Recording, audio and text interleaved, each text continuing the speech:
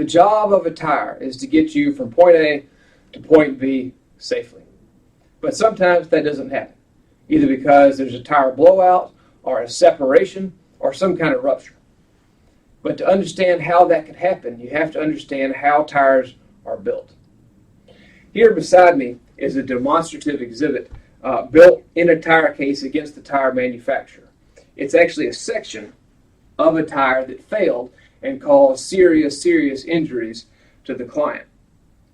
And if you look closely at it, you can see how tires are made and how they sometimes might fail.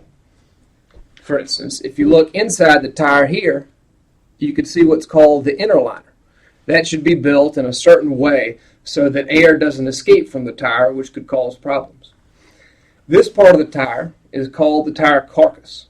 It's the basic building block of the tire onto which other stuff is affixed or stuck later.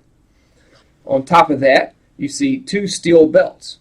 Here's the first steel belt, and here's the second.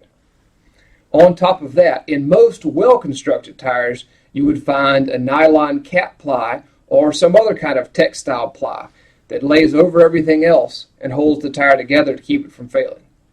This tire didn't have that. On top of that nylon cap ply, or in this case, on top of the second steel belt, you find the tread. Now, tires can fail in a lot of ways, but two of the more common ways that we see are when the belts come apart or when the tread comes apart from the top belt. That's called a belt-to-belt separation or a tread-to-belt separation. Now, in a well-built and well-designed tire, that shouldn't happen.